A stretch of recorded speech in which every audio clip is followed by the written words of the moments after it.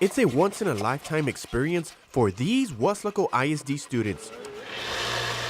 As teenagers and young adults, they are here to make an impact to the city of Weslaco in a real-world project practice. It's one thing to know and be in class, to learn, but taking it to the application level and then to the application level where you're solving real-world problems for society is extremely important. I mean, that is a gift of learning. That's a gift of education.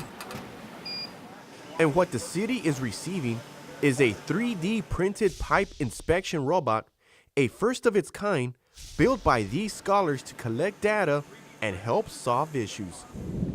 One of them is drainage. It's a topic heavily discussed, especially after October 2015 storm where over 10 inches of rain fell that afternoon. The skills are practiced and applied from curriculum learned during the school year. Oh, it's been a great experience, actually. You learn a bunch of stuff here, like stuff you couldn't learn somewhere else in the program. The project is put together here at a local warehouse leased by Heriberto Reynoso, a former NASA engineer who has worked in conjunction with WISD for the last several years. We're used to the pressure. Pressure makes diamonds. They are now putting the final touches in preparation of their first test run at Isaac Rodriguez Park in Weslaco. Endless hours of sacrifice, including evenings and weekends, is spent putting the robot they dubbed Splinter together. We're just a few days from seeing if it works. Okay, so right now this is like the control panel for the camera that we're going to be using in our robot.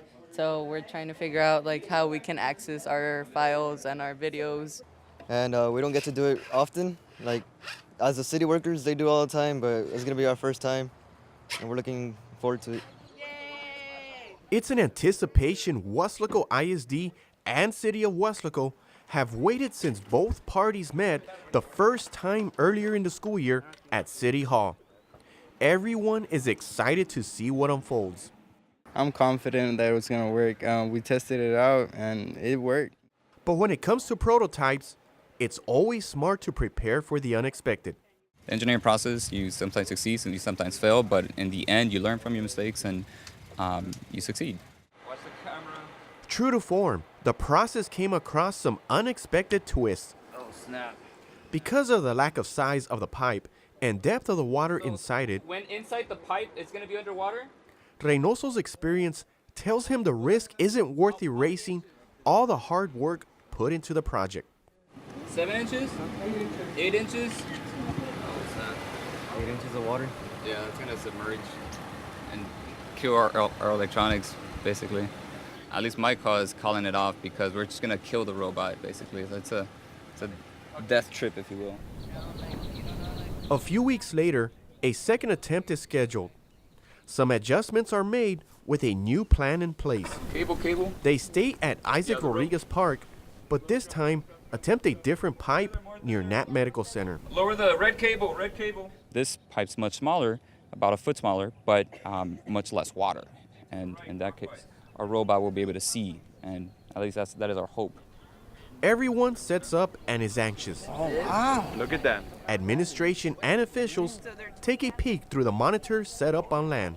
Oh, look at that. And what we find is what everyone is hoping for. 11.4 feet. This is video taken from the robot. You see debris and cracks. Splinter reaches a little over 40 feet inside the drainage pipe. There was some debris in the area, but we cleared it. We also experienced there was a lot of water in the way, but we cleared it. The camera was able to be above it. So thankfully, thanks to the students to let us know that we weren't submerged in water. But yeah, that looks like a crack. The work, which began at the beginning of the school year, proves this robot will have an impact to the city of Weslaco. Well, 5.2. With one small test done, now the city can make some adjustments and start working. It's on tracks, or is it on wheels? No, it's on wheels. On wheels. Yeah. Make it a little bit higher so they can go in bigger pipes where there's more water.